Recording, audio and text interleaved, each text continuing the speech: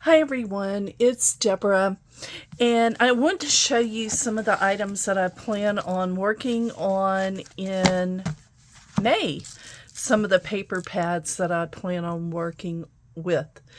Anyway, here is a coffee lover a scrapbook pack, a 6x6 paper pack.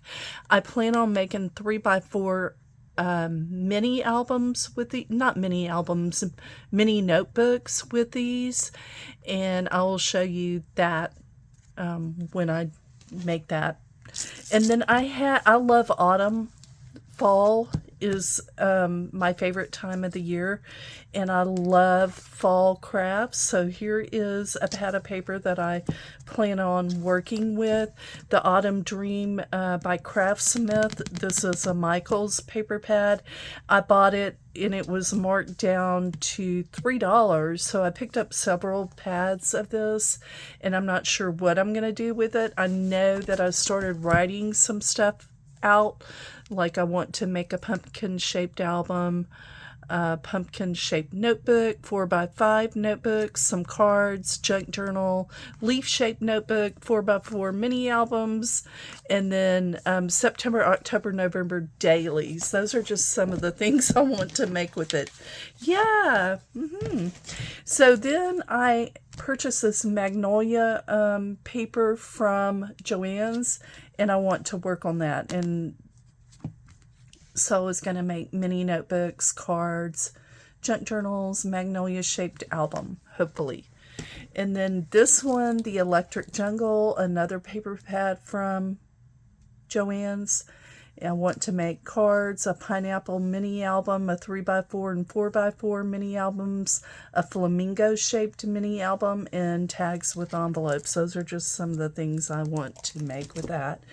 And then this is Bloom Street from Pink Paisley, Paige Evans paper pad. And I did pick this up at Pop Shelf. And I want to work with this pad as well. And the only thing I've come up with so far is, because it has a lot of solid colors in this paper pad, is cards in 3x4 mini notebooks right now. So that's what I have to work with in May. I know it's a lot. And then I also want to make a lemon shaped album in May, and just some things that summery looking things. I mean, I am in Texas, and summer's going to be here really quick, as usual, every year.